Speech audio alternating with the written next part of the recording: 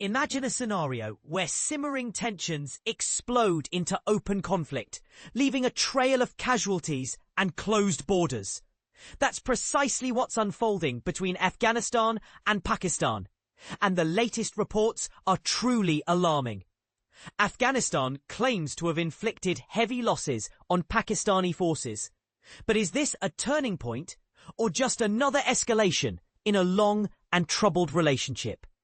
According to Afghan authorities, a series of overnight border operations resulted in the deaths of 58 Pakistani soldiers.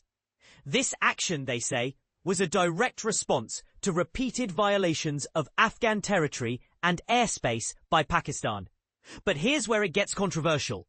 Afghanistan alleges that Pakistan was behind recent bombings in Kabul, the Afghan capital, and a market in the eastern part of the country. Pakistan, however, has remained silent, neither confirming nor denying its involvement in these alleged attacks.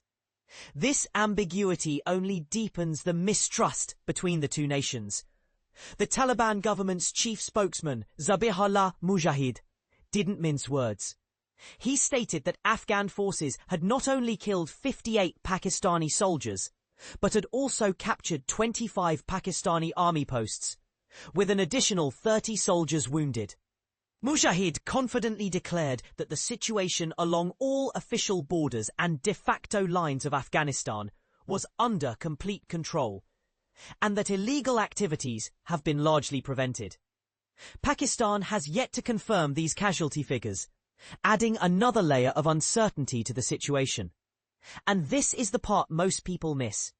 The term de facto lines is important here. It refers to areas where the border is not formally agreed upon, leading to constant disputes and potential for conflict. It's not the first time Pakistan has taken action inside Afghanistan. In the past, Pakistan has conducted strikes targeting what it claims are militant hideouts in remote, mountainous regions. These actions have always been a point of contention, further straining relations. Skirmishes along the border are also a recurring problem.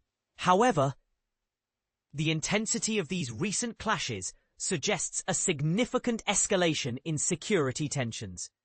The Afghan Defense Ministry described their actions as retaliatory and successful operations, and warned that they are fully prepared to defend the nation's borders with a strong response, should Afghanistan's territorial integrity be violated again. The practical impact of this conflict is already being felt.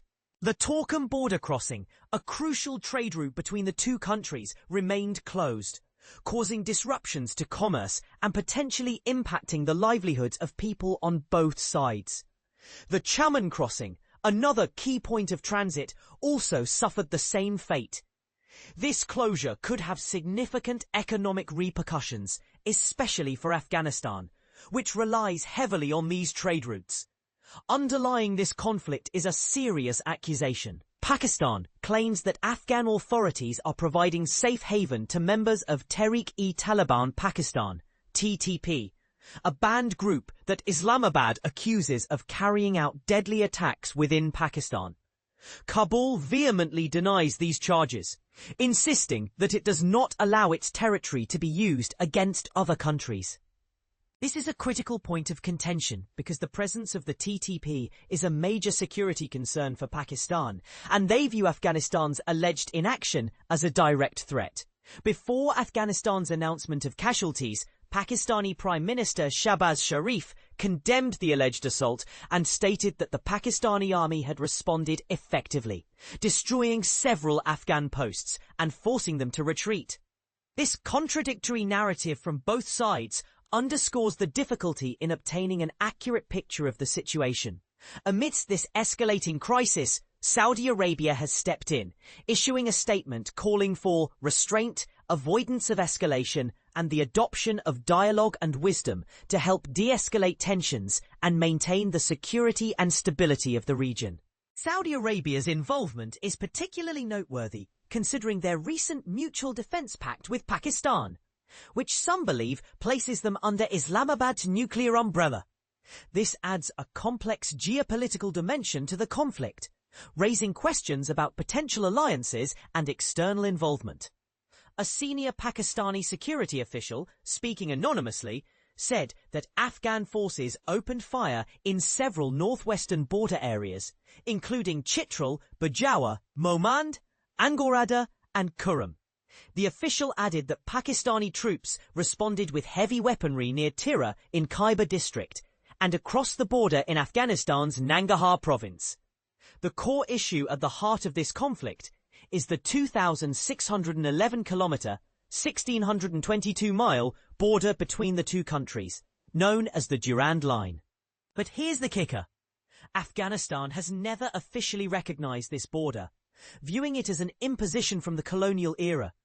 This unresolved territorial dispute has been a constant source of tension and a major obstacle to peaceful relations.